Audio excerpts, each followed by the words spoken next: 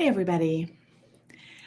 I know it's been it's been a rough couple days. Obviously, I know there's a lot of things going on in the world, and I'm coming on here today because I know as empaths, as healers and feelers and people who get into an industry where we legitimately want to help people feel better, what is happening in the world can often feel very big and overwhelming. And I don't know about you, but I will just own my energy in this. I have been feeling a lot today. So I wanted to come on here today and please say hello. Let me know, are you feeling this as well? I mean, everything that is going on in Afghanistan, everything that is going on with COVID, and it just feels like there is so much. And for empaths, right? I don't know about you, but the sense that I had this morning that I have legit had to ground down multiple times today has been really focusing on my embodiment and coming back to center. So I'm popping on here because I have a sense that there are people, many of you out there who might be like me, the empathic community, the healers, the feelers, who we need a space to just ground for a moment. Before I start this, I just want to share that these are things that I do for myself. What I'm going to share is just a process that helps me kind of manage my own energy. I also want to be clear, as far as current events go, I am not that expert. And I do believe that we have a responsibility for our clients and for the people that we help to manage our own energy. So I want to share just something that I've been doing probably like 20 times today, just in hopes that maybe it helps you, right?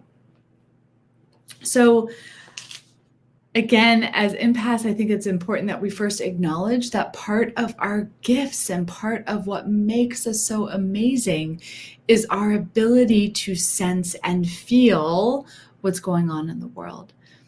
I also think the shadow side of what we do is we tend to take it on. So this process that I'm going to share is just really simple to help ground your energy, to help you stay centered, and also help you find that place so you can be response able, right? So that you can, operate from that place of love and compassion. So, and again, it's just, I know for me, I have sat here, I've been on the fence about going live most of the day because first and foremost, it is essential that we ground our own energy, right? I know that we want to be of service to the world and we want to help people. And we also have to make sure that we are managing and caring for our own energy. And we have to be mindful the energy from which we are acting. So just notice your own energy first. Remember, right? Take care of yourself. For those of you who are in our BodyMind community, I know my amazing team out there, giving yourself grace and space, process your energy, right? Own your energy and ask for what you need, of course, all day long. So the first thing that I want to talk about is, this is something that we teach in BodyMind. This is a process that we teach in our coaching process. I said process twice in the same sentence, but we talk a lot about energy, and there's a reason that we do that. When it comes to, and again, as empaths, we feel people's emotions, right? We can sense people's thoughts, but we have to remember that our emotions, our thoughts, our hopes, our dreams, our fears, all of that stuff is energy. And a lot of times when people say, I'm feeling angry, I'm feeling frustrated, I'm mad, I'm overwhelmed, we tend to take on that emotion, that thought, whatever that is, we take it on as our identity. And then we make ourselves wrong, right? The thing, save this for another live. I definitely believe that there are uncomfortable emotions and maybe more pleasant emotions, but I think labeling emotions good or bad often does a disservice to ourselves and our clients, because when we take them on, we tend to make ourselves good or bad. So we always want to focus on the energy, right? The energy of your emotions, the energy of your thoughts, the energy of your hopes, your dreams. Because energy, as many of you know, is something that we can dance with, that we can process, and we can move. So when the life feels big and overwhelming, first thing I do is I notice the energy. What is the energy that is showing up? Where am I noticing that in my body? Right? And giving myself grace and space to honor and acknowledge what I feel like, what needs to be seen and heard, right? We don't need to go deep diving into all the little nooks and crannies. Sometimes it might just be noticing the energy in my shoulder, or noticing the energy of what feels like what feels really big in the world. So noticing the energy first and foremost.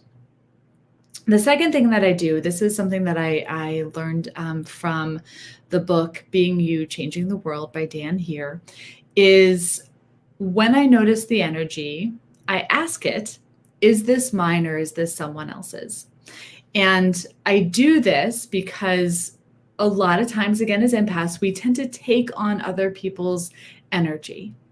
And we tend to have a mend and attend reflex that if we take on that energy, we then need to fix it and make it better.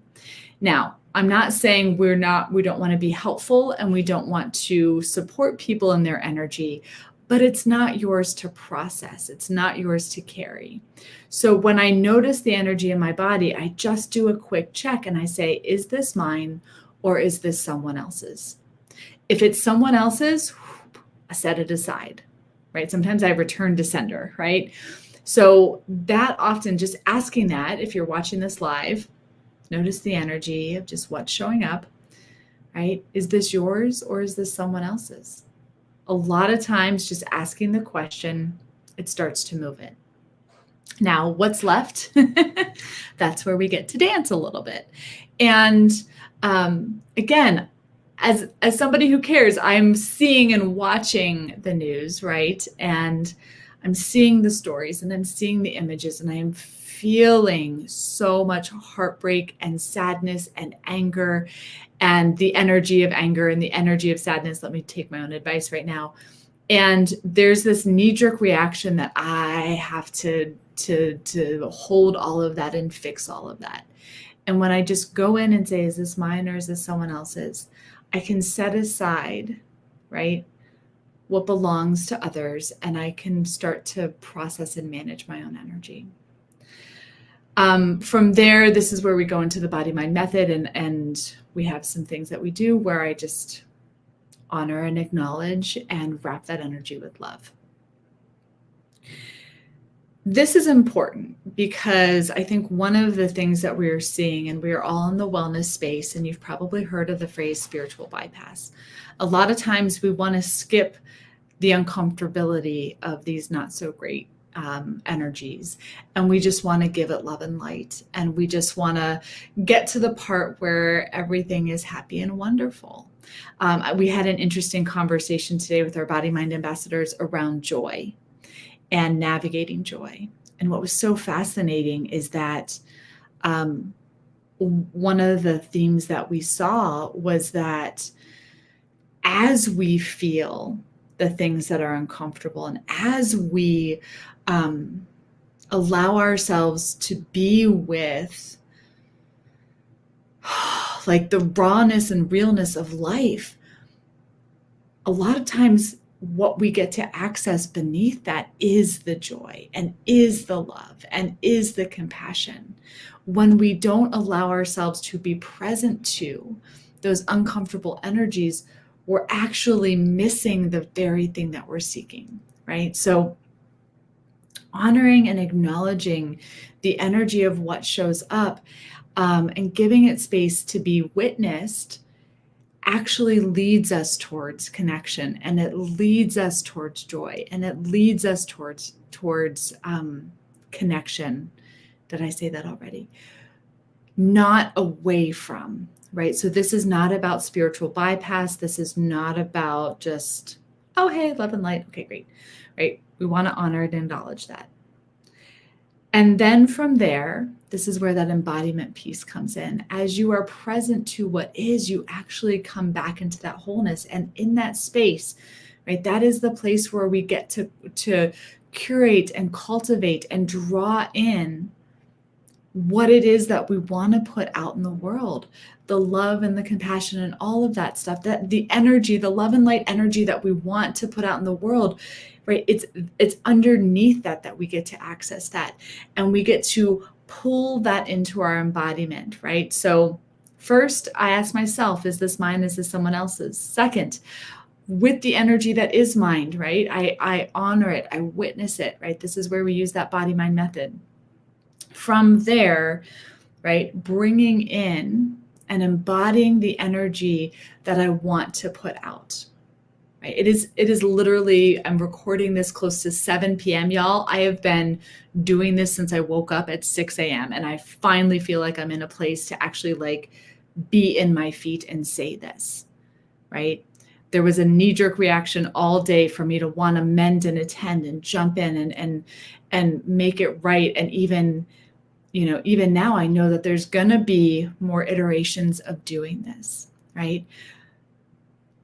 Now is the point, once I have gone into this and we recognize, I think the interesting thing about the human condition is that we have the capacity to feel and experience fear and rage and uncertainty and stress and pain. And we have the capacity at the same time to feel and experience love and joy and compassion and connection, right? Those two things are not separate from each other. We actually hold them together. They swirl within us. And if we don't do our embodiment and we don't take this time to land in ourselves and come back into ourselves, we tend to have a knee-jerk reaction, which is typically rooted in fear and scarcity and all the things that I know we don't want to do in the world, right? And when we come back into our embodiment and we recognize that we have the capacity to experience that cornucopia of human emotion, when we come back, we realize in this space that there is a choice. We can choose to act from any of those energies. And as empaths, as people are here to literally hold space for others, the energy that we come from is what matters most.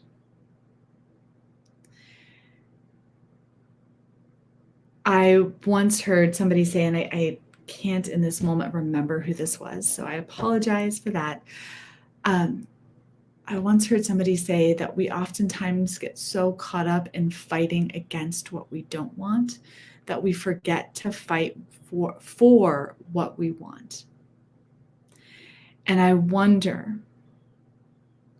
honoring the energy of all of the human emotions, because today being human feels like so big, right? Honoring that energy, coming back into your embodiment, coming back into that place, right? And not bypassing, but landing. We get to choose the steps and the energy from which we act. And that's the place where we get to make a difference, when we can act from compassion, right? So I hope this is helpful to anybody who's listening. I know there's just a lot going on, and I know I've shared this through boot camp and through everybody being here. I truly believe that we are here to be leaders, and that embodiment and how we manage our energy is at the core of that leadership. So this is a process that I use to just really stay grounded. Porky is here. She wants to go outside, so we're going to go for a walk.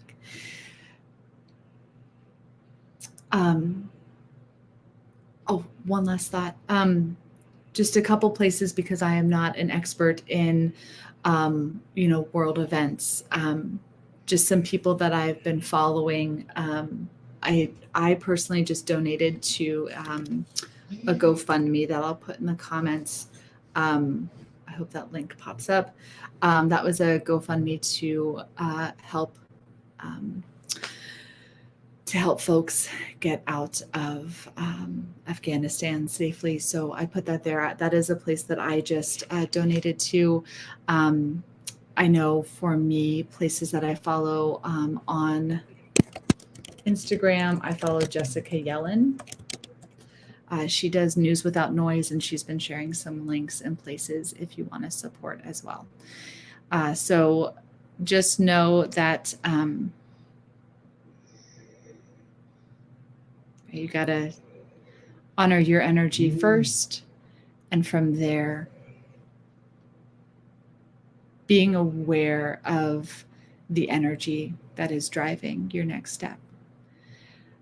So thanks for being here with me today. And I am just grateful to be in this community. I know all of us are here to work smarter, not harder. All of us are here to make an impact.